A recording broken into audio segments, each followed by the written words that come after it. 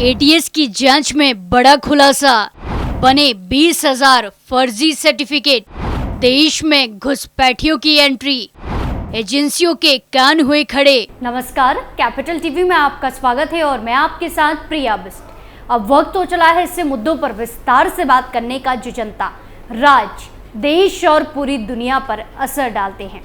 रायबरेली जो कांग्रेस का गढ़ माना जाता है, आजकल वो एक हैरान परेशान करने वाले मामले को लेकर चर्चा में है, जहां 20,000 से ज्यादा फर्जी प्रमाण पत्र बने, जो बहुत बड़ी बात है। इस खुलासे के बाद शासन, प्रशासन और खुफिया एजेंसियों के कान खड़े हो गए हैं। अब इस मामले की परत दर परत खुलती जा रही है, जिसके बाद पूरे प्रदेश के साथ साथ पूरे देश में हड़कंप मचा हुआ है। तो क्या कुछ है पूरा मामला, चलिए सब कुछ आपको बताते हैं।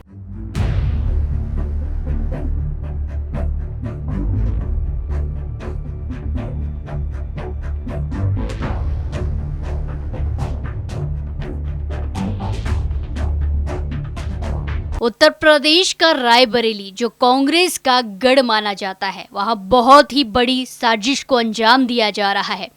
दरअसल यहां से फर्जी जन्म प्रमाण पत्र बनाने का एक ऐसा मामला सामने आया है जिसने सुरक्षा एजेंसियों के भी कान खड़े कर दिए हैं, सुरक्षा एजेंसियों को भी सख्ते में डाल दिया है। यहाँ 100 या 200 फर्जी जन्म प्रमाण पत्र नहीं, बल्कि पूरे के पूरे 20,000 के करीब फर्जी जन्म प्रमाण पत्र जारी कर दिए गए हैं। पुलिस ने इस मामले में रायबरेली के एक ग्राम विकास अधिकारी के साथ साथ 4 लोगों को गिरफ्तार कर लिया है। मामले की जांच एटीएस ने शुरू कर दी है। माना जा रहा है कि फर्जी जन्म प्रमाण पत्र किसी बड़ी और गहरी साजिश का हिस्सा हो सकते हैं। करीब 20,000 फर्जी जन्म प्रमाण पत्र, फेक बर्थ सर्टिफिकेट बनने के मामले में गिरफ्तार जिशान और ग्राम विकास अधिकारी विकास यादव ने चौंकाने वाले खुलासे किए हैं। सबसे पहला खुलासा तो यह है कि रायबरेली में 20,000 से ज्यादा फर्जी प्रमाण पत्र बने। दूसरा बड़ा खुलासा, आतंकी संगठनों के सदस्यों के भी प्रमाण पत्र बनाए गए।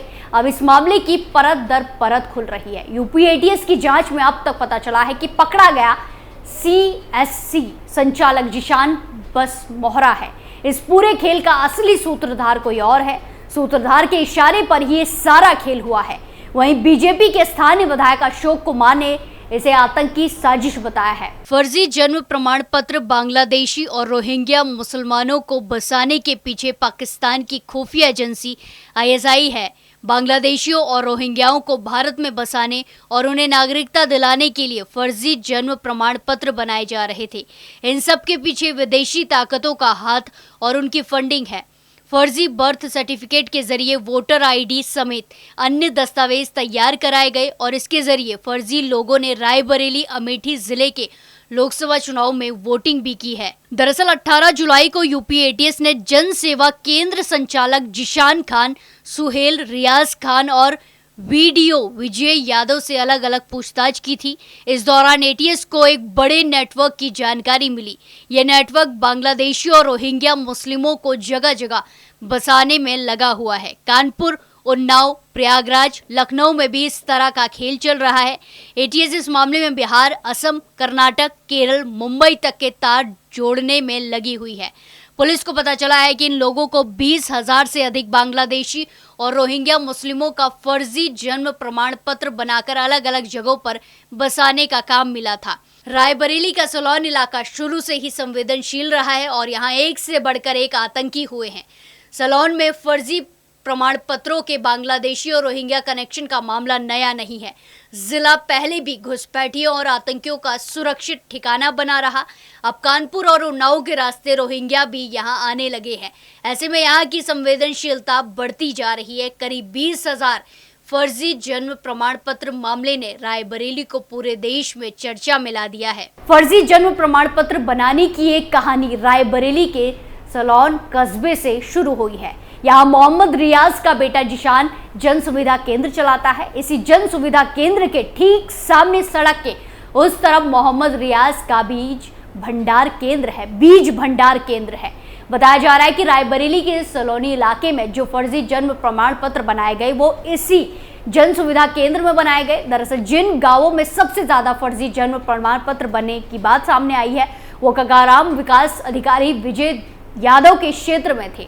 जिशान के जन सुविधा केंद्र में जहां जन्म प्रमाण पत्र का रजिस्ट्रेशन होता है, उसी जिशान के मकान में ग्राम विकास अधिकारी विजय यादव किराए पर रहता है। बताया जा रहा है कि जिशान और विजय यादव दोनों में अच्छे संबंध हैं। विजय ने अपना CUG नंबर जिशान को दे रखा था और जिशान उस नंबर से फर्जी जन्म प्रमाण पत्र जारी करता था।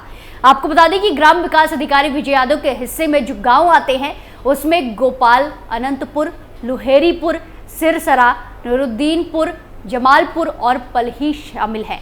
इनमें से सबसे ज्यादा प्रमाण पत्र नूरुद्दीनपुर गांव में जारी हुए। उधर सलोन के प्रखंड विकास अधिकारी ने कहा कि फर्जी जन्म प्रमाण पत्र बनाने वाले ग्राम विकास अधिकारी विजय यादव के खिलाफ FIR दर्ज कराई गई है। इसके अलावा यादव को निलंबित करके उनके खिलाफ विभागीय जांच शुरू कर दी गई है। कानूनी कार्रवाई भी की जा रही है। विजय यादव की ID से 2 साल में 20,000 से अधिक जन्म प्रमाण पत्र जारी किए गए हैं। वही आंकड़ों पर गौर किया जाए तो कस्बे की जनसंख्या 20,000 है और 19,000 से अधिक फर्जी प्रमाण पत्र बनाए हैं। जहां रायबरेली के पलाही गांव की कुल जनसंख्या 4500 है, वहां सिर्फ एक मुस्लिम परिवार है, लेकिन इस गांव के पते पर 819 मुस्लिमों के जन्म प्रमाण पत्र बनाए गए। इसी तरह एक अन्य गांव नूरुद्दीनपुर की जनसंख्या 8,000 है, लेकिन यहाँ के पते पर 12,000 से अधिक मुस्लिमों के जन्म प्रमाण पत्र जारी कर दिए गए। ये लोग कुछ लोगों के हिंदू नाम से प्रमाण पत्र देते थे ताकि शंका ना हो। वहीं 20,000 की आबादी वाले सलोन कस्बे में 19,884 जन्म प्रमाण पत्र बनाए गए। स्थानीय जन्म प्रमाण पत्र के लिए 3 से 5,000 और बिहार, बंगाल एवं झारखंड आदि जगहों के लिए 5 से 10,000 रुपए तक लिए जाते थे। बांग्लादेशी रोहिंग्या मुसलमानों से मिले इन पैसों का बंटवारा रोज शाम को विजय यादव, जिशान, रियाज और सुहेल के बीच होता था। इनका नेटवर्क प्रयागराज, कानपुर, उन्नाव, बाराबंकी, अमेठी, लखनऊ के साथ साथ तमाम जिलों में फैला हुआ है। माना जा रहा है कि दूसरे राज्यों में भी इनका नेटवर्क होगा। दरअसल रोहिंग्याओं और बांग्लादेशियों को बसाने के लिए एक गैंग रोहिंग्या और बांग्लादेशी मुस्लिमों के नामों की सूची देता था और जिशान उनका जन्म प्रमाण पत्र बना देता था। ऐसे कई मामले सामने आ चुके हैं। अभी 2 दिन पहले लखनऊ से नजमा खान नाम की बांग्लादेशी महिला को 2 अन्य महिलाओं के साथ गिरफ्तार किया गया था। उसके घर से आधार कार्ड मिला था जिसमें उसे मध्य प्रदेश के इंदौर की बताया गया। वहीं उसके साथ ही एक महिला आखी ने अपना नाम मधु सिंह रखा था, उसका भी पता इंदौर का है। रिपोर्ट के मुताबिक असम में भी बांग्लादेशियों का प्रमाण पत्र बनाया जाता है। जिशान ने प्रतिबंधित इस्लामी आतंकी संगठन पॉपुलर फ्रंट ऑफ इंडिया यानी कि PFI के एक सदस्य का भी जन्म प्रमाण पत्र बनाया था। PFI के एक आतंकी को सुरक्षा एजेंसियों ने गिरफ्तार किया था।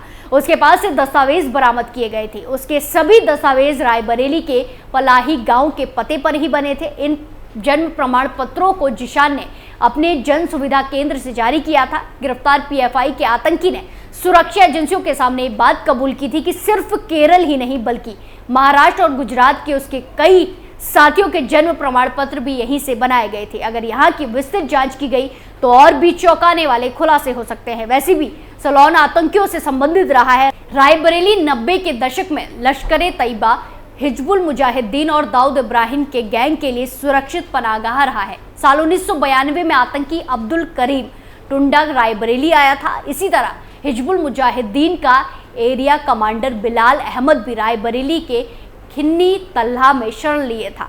इसी तरह सालौन में लश्कर-ए-तैयबा का कमांडर इमरान अंसारी सक्रिय रहा। साल 2006 में ATS ने उसे पकड़ा था। बिचरावा दाऊद गैंग का सेंटर रहा है। इसके अलावा भी समय समय पर अन्य देश विरोधी और समाज विरोधी तत्व यहाँ से सक्रिय रहे। यहाँ आतंकियों से लेकर इन माफियाओं तक को किसने पनाह दी, इसका खुलासा आज तक नहीं हो पाया। वहीं आपको बता दें कि अब इस मामले की जांच में ATS को लगाया गया है। लखनऊ IG रेंज प्रशांत कुमार भी मामले में खुद जांच कर रहे हैं। जिले में सभी ग्राम पंचायत से जारी हुए ऑनलाइन जन्म प्रमाण पत्र का वेरिफिकेशन कराया जा रहा है। आशंका जताई जा रही है कि कहीं फर्जी जन्म प्रमाण पत्र का ये मामला दूसरे देशों से आए अवैध घुसपैठियों को नागरिकता दिलाने या किसी आतंकी संगठन के लोगों को यूपी में बसाने की एक साजिश तो नहीं है, जिसके चलते जिशान के बैंक खातों में बाहर से पैसा भेजने की आशंका जताई जा रही है। ऐसे में पुलिस पता लगाने की कोशिश कर रही है कि उसके कितने बैंक खाते हैं और उन बैंक खातों में बाहरी लोगों ने पैसे तो नहीं भेजे हैं। साथ ही जिशान और वीडियो विजय यादव की संपत्ति की जांच की जा रही है। जांच रिपोर्ट के आधार पर तय हो पाएगा कि फर्जी जन्म प्रमाण पत्र के जरिए आरोपियों ने कितनी प्रॉपर्टी बनाई है। कुल मिलाकर इस घटना से पूरे इलाके में ही नहीं पूरे देश में हड़कंप मचा हुआ है। इस पूरे मामले में आपकी क्या राय है, कमेंट कर बताएं। स्पेशल स्टोरी में आज के लिए इतना ही। फिर पेश होंगे नए मुद्दे के साथ। बाकी तमाम खबरों के लिए देखते रहिए कैपिटल टीवी उत्तर प्रदेश। नमस्कार।